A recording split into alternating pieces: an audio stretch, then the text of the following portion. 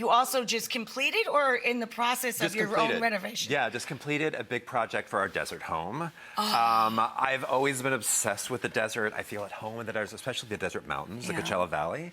Look. So we were out for a friend's birthday at a home down the street, and I was just like, my God, I've always wanted to have a home here, and I'm finally in a position to have one, even though I still rent it out for vacation rentals, because who can have a house that's sitting around doing nothing? Right.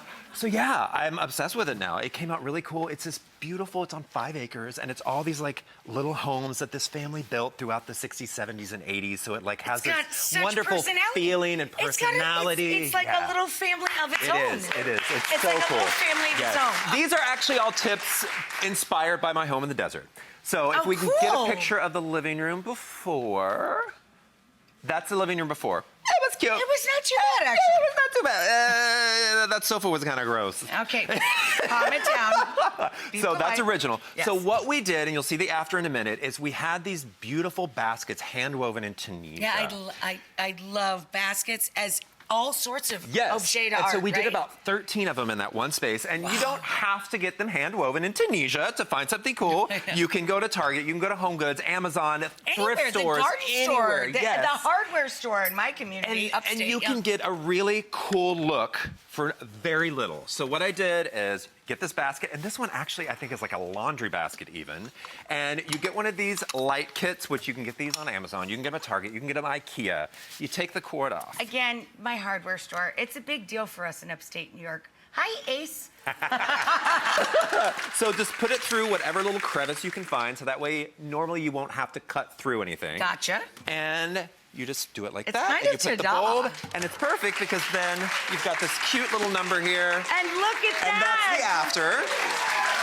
The next little tip, and it's inspired by a hallway and a closet, if we can get that picture. So this is a self-adhesive wallpaper. So this hallway was like this weird, honestly kind of creepy hallway. It was dark, there's no windows. It was the hallway that goes to a bedroom in a different part of the house. I gotcha. And so I wanted people to actually get excited. It's broken up. Yeah, I wanted people to get excited about going this hall instead of creepy. So what I did was I did wallpaper, and this is the closet in the primary bedroom. Most people don't think of putting wallpaper in a closet, but I love putting wallpaper in a closet because it just adds that little cool moment. Like you pull your clothes apart and you're like, oh, there's that cute wallpaper. Right? You're like it's your little friend. Oh. These self-adhesive wallpapers are great because you don't have to hire an installer. Because if it's regular wallpaper, you should hire an installer. It's a lot. So they just pull off like that. And I always like to get my little squeegee. So that way you don't get any bubbles. And you just put it on. Thank you. There you go. And that's how easy it is. Just smooth it back. And then another great tip that I like to use is wallpaper isn't just for walls. You can actually use it to be a great backing for Isn't that cool? Case. There we go. A little double stick tape. And then you've got a nice little drama there. Boop, you can put your little stuff there. That's perfect. Ta-da! Ta-da, ta-da.